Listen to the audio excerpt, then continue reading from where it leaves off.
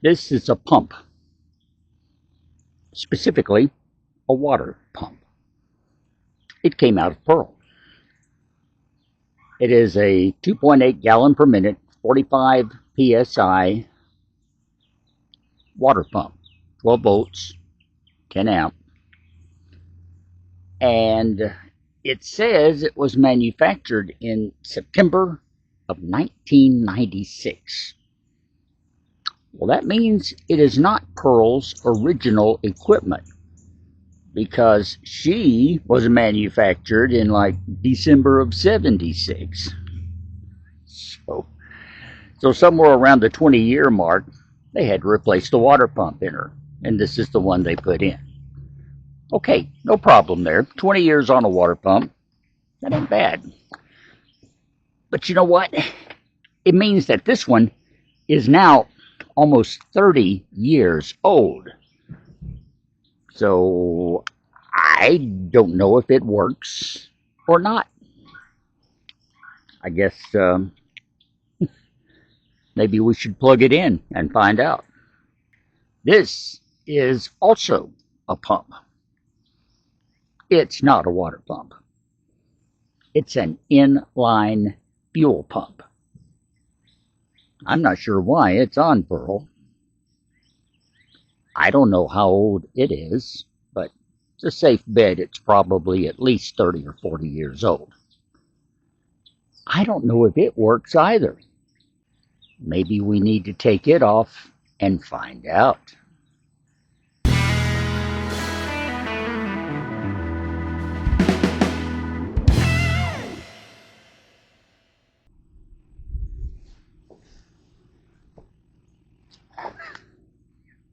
Okay, so welcome back to the MT and me.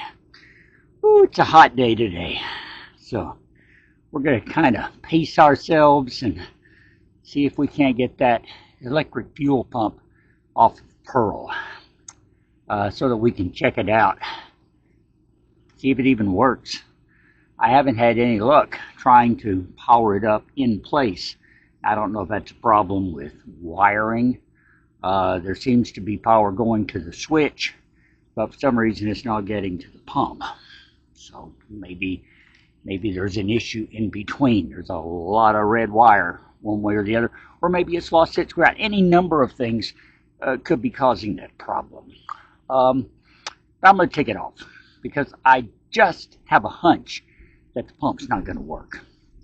It's been there a long, long time, and it's been doing nothing for a long, long time. Machinery setting up doing nothing tends to get stale and freeze up and not be any good. So we're going to check it out. So I've got an assortment of tools. I got screwdrivers and pliers and some sockets and just about anything else I might need to get that pump off. I mentioned last week I wasn't sure how it was attached to Pearl. I have determined that there's a couple of bolts holding it in place. One of them is right there on the bottom as you look at it. Should be no trouble. The other one is on the top side, on the back. I can feel it, but I can't see it, so we'll see how much trouble that one is. And then the hoses have hose clamps on them, so I'm really not anticipating any problems there. But then again, you never know. So, enough talk.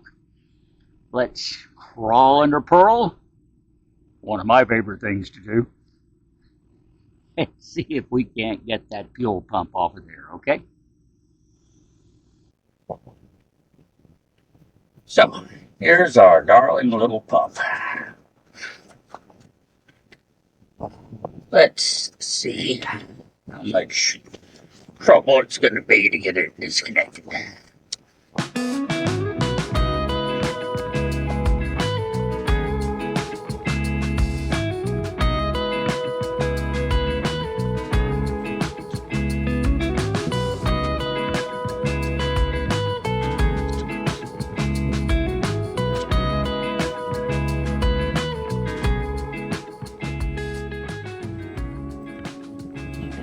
firm.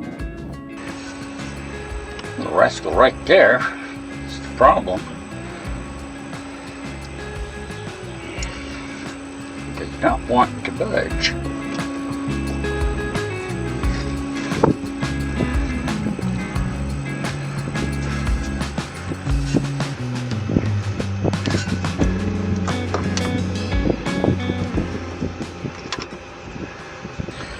Not sure if I'm moving it or messing it up.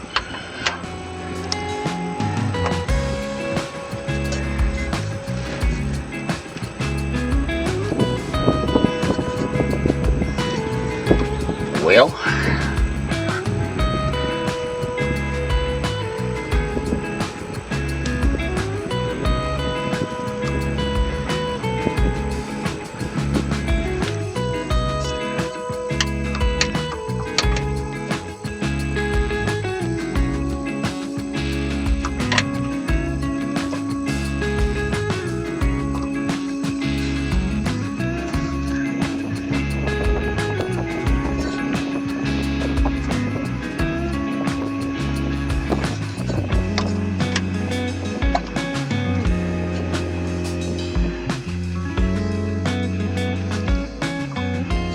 very problematic getting this off. I may have to go back to the idea of testing it in place. I was really hoping I could get it off of there and give it a good once over, and that way if it was clogged up or jammed up or something, you know, I might possibly get it cleaned out to make it usable again. There's not going to be much I can do to it with it in place here. I'm not sure if I can possibly get a power tool up here to help put a little more force behind that. I mean, I've got, you know, drills and drivers.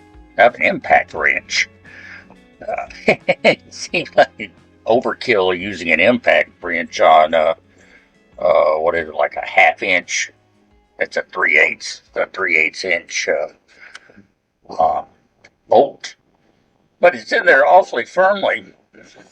I think for now what I'm going to do is go grab my trusty can of solvent, spray both of those good, and just let them set. And I may have to let them set for, you know, several days, so we might not get this thing off in this video, which I was really hoping to do, but sometimes things just don't work out. Anyway, so yeah, let's spray these down and move on, because this little rascal isn't going anywhere this afternoon.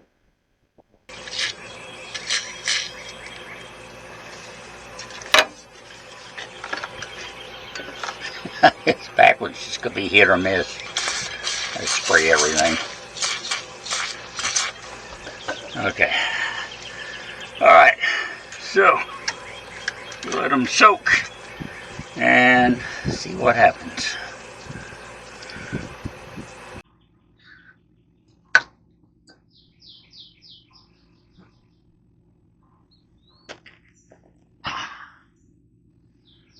Well, that was fun. Okay, so, hot.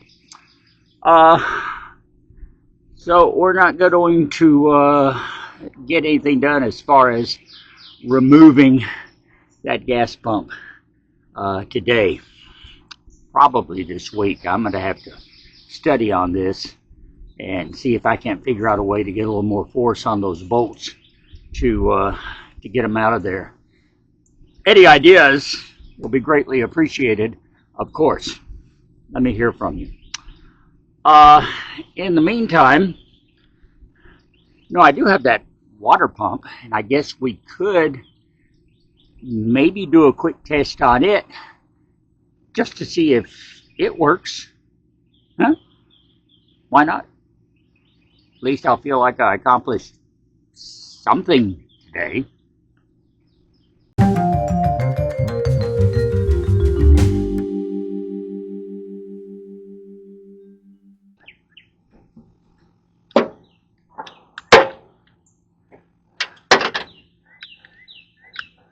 So, the easiest way I know to check this pump, or any pump for that matter, throw 12 volts across it, see if it works.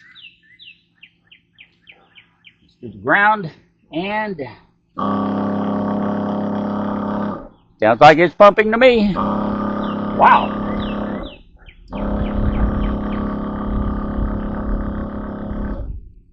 Okay. Unless this thing like leaks or has a bad diaphragm in it, then I still have a good water pump for Pearl. That's great. I like that. I like that a lot.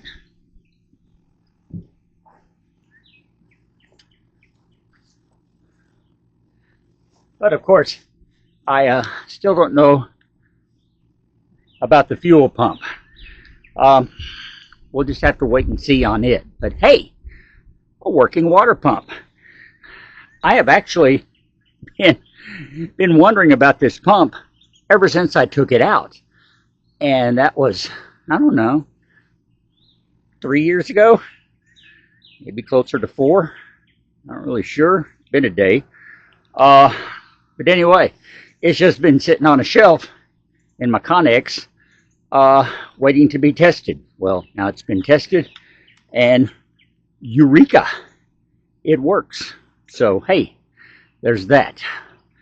The fuel pump, I'm really not expecting it to work, and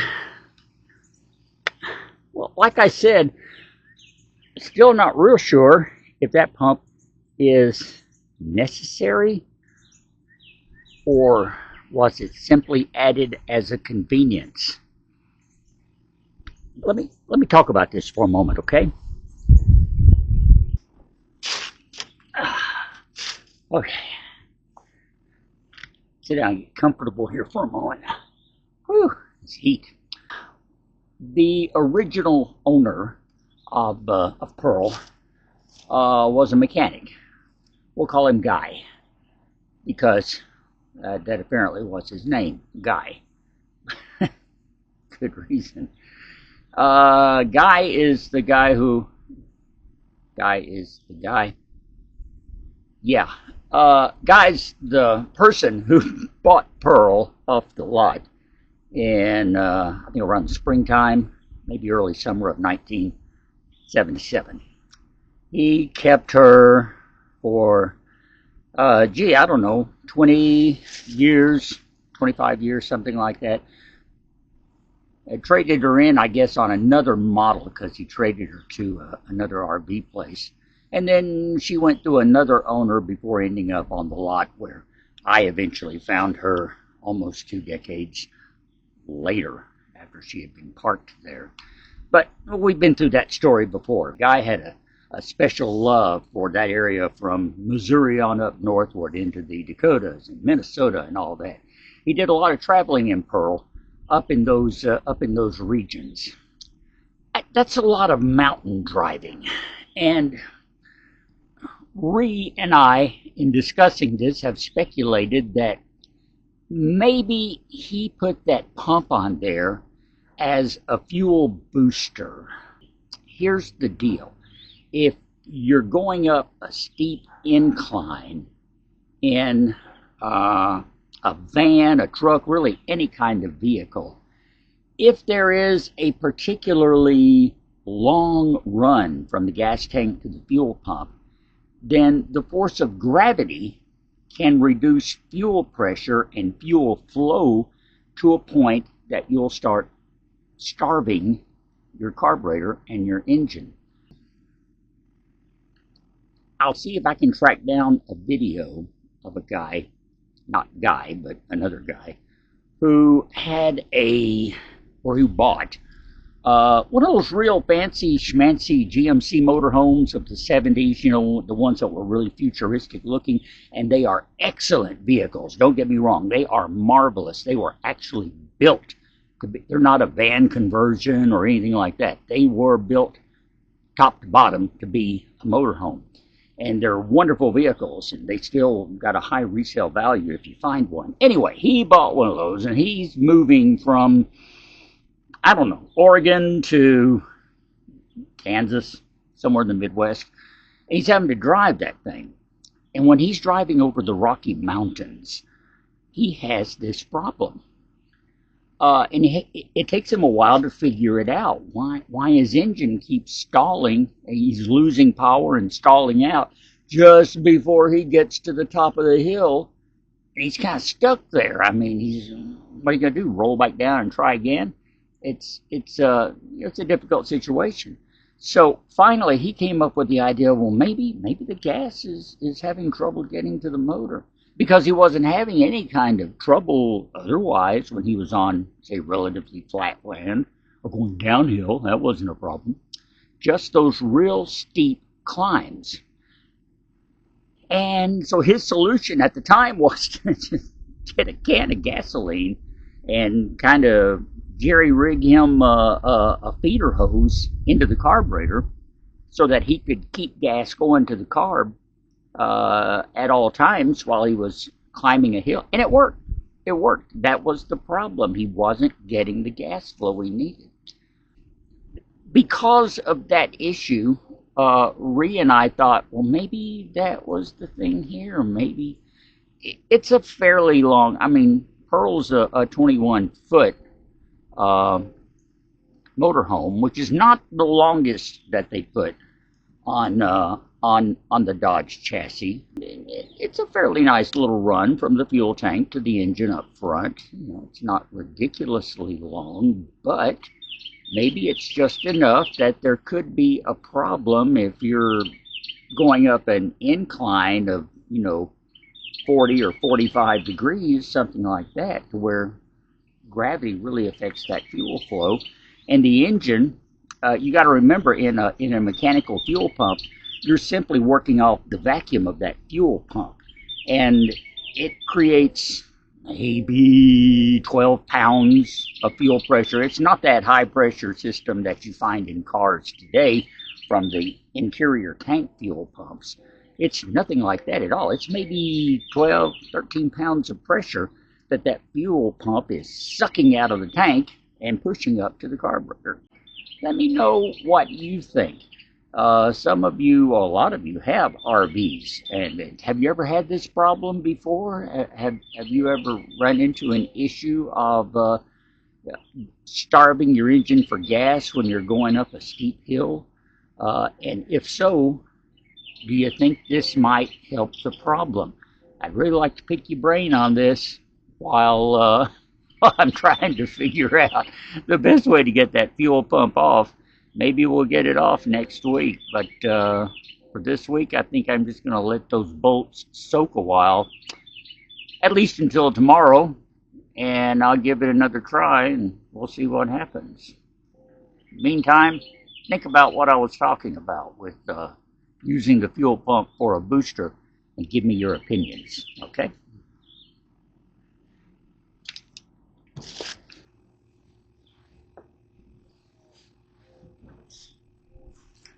Hey everyone, quick update here.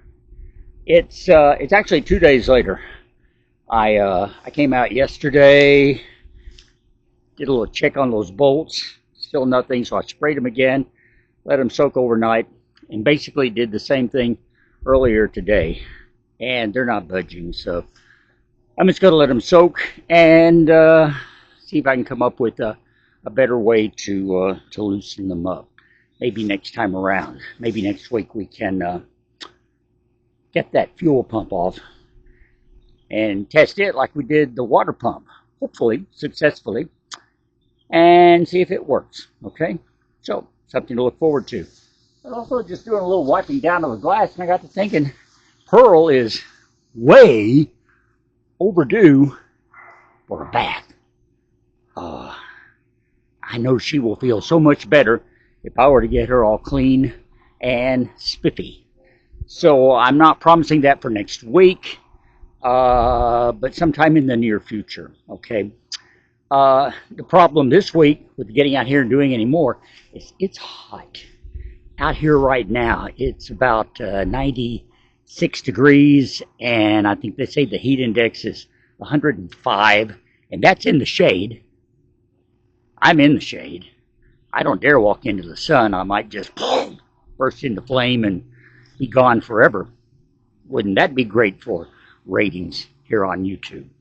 But anyway, until it gets a little bit cooler, I'm not going to be doing a whole lot out here that I can't just kind of cut short and do in little spurts, or maybe do like a getting under Pearl, where it's a little cooler and I can actually run a fan to circulate the air like I did a couple of days ago. For now, that's going to be it. Okay, I'm going to shut up, get out of here. Thank you so much for watching this week, for hanging in there. Again, give me your ideas about that fuel pump, that little discussion we had about perhaps it's a booster pump for climbing mountains. It kind of puts it in a nutshell. Is that a crazy idea? Let me know what you think, okay? And any ideas about getting it off of there would also be welcome, you know. Any ideas about anything with Pearl are always welcome. Just leave your comments. Give me thumbs up. Subscribe if you have not already committed yourself to this channel. Please do so. And watch us each and every week, okay? Nomies, you make it happen for me. I love you guys. Thanks again for making all this possible, okay? Until next time, I'm Russ. I'll take my dirty rag and go. We'll talk.